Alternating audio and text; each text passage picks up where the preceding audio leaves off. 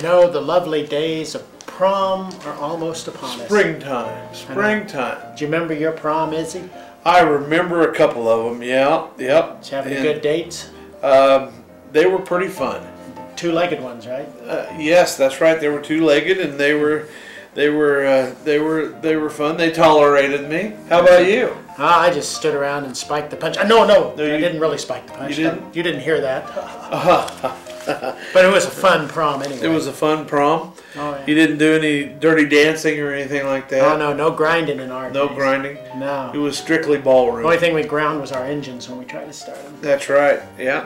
While you were looking for bail money in the seats. That's right. Yeah. You got that right. Well, hello and welcome to your old news update. This here's Izzy Fitz, and who is that? Bud Driscoll, and I didn't spike anything. Let's shout out to our sponsors. Eagle Crest Retirement Community, 1501 East Magnolia. Oh, yeah. Howdy. Headley's Clothing, 1829 South 9th, and Smoky Hill Museum, 211 West Iron. Howdy. All three great sponsors. That's right.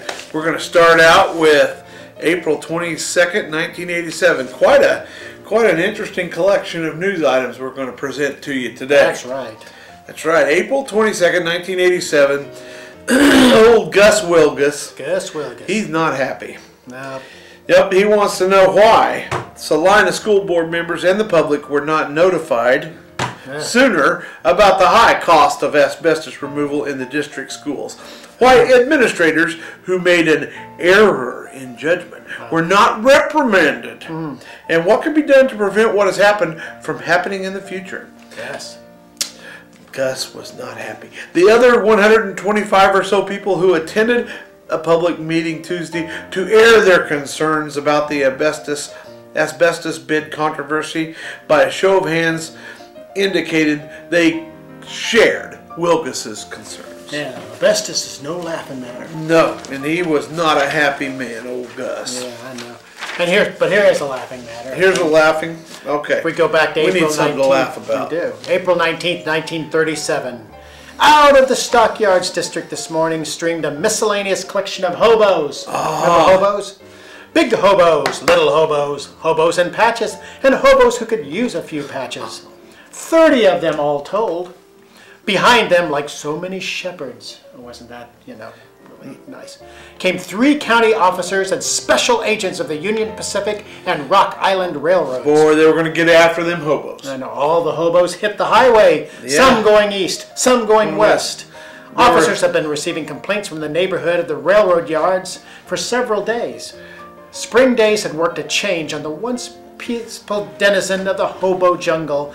With what a liberal potion of hair tonic, several of the boys grew quite noisy, officers said. Some of the wanderers had just arrived a few days ago, they told officers, and some had squatted in the yards. And whether that's literal or figurative, I don't know. We don't want to go there. Several had been camped under a stock chute for a year, officers said. Man, there were hobos to the left of us, hobos to the right of us. Yeah, I know. 1937, there's still a depression going on. That's right. Bad news. Bad news. Kids, don't you be a hobo. It's not romantic. All right.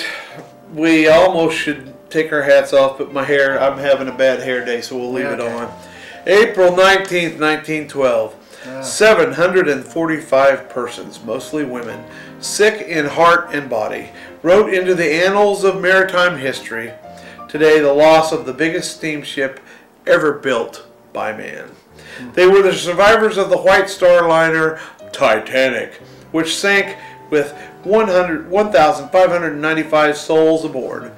Her captain at the bridge, her colors flying and her band playing Nearer My God to Thee. Actually, it was later proved that they weren't playing that song, but, that's neither here nor there.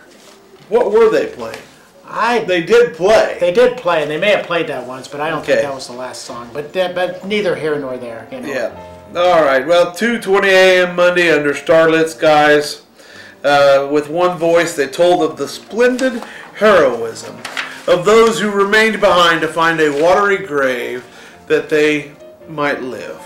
Captain Smith died, they said, as a gallant sailor should, after having first placed all the women who would go aboard the lifeboats. There were many who stayed behind to die in their husbands' arms. Yep, 100 years later, we still are fascinated with the Titanic. That's right. 100 years. And they finally found the old boat, didn't they? In the 80s. Yes. Yeah. And now it's about to be collapsed. Yep. Into history. Yep.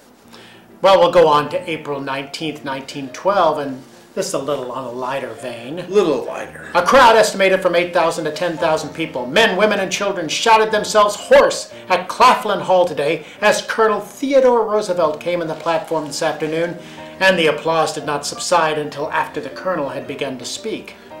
Mr. Roosevelt at once plunged into the midst of his attack upon the interests detrimental to the good of the people and the inherent right of the people to rule. Here's my Theodore Roosevelt impression. The lineup in the great crisis of today is whether the people shall rule or whether they will be content to sit in the bleachers and look instead of getting into the game themselves, declared Colonel Theodore Roosevelt as he faced the vast audience and the thunderous applause had subsided. You know, I didn't know that guy very well, but what little I do know, I think we should resurrect him. We should bring him back from the grave and have him put his name on a ballot somewhere. That's right, and he was a Republican too, but he was... Well, he shifted parties, didn't he? Oh, yeah, he ran as an independent on that last run, but he was, I think, the most interesting president. He was Old Teddy. Old Teddy. April 22nd, 1912. Mrs. Ellen Olson, who has been living in the country west of Bridgeport, was adjudged insane in the probate court this afternoon and will be taken to an asylum as soon as an order is received for her admittance.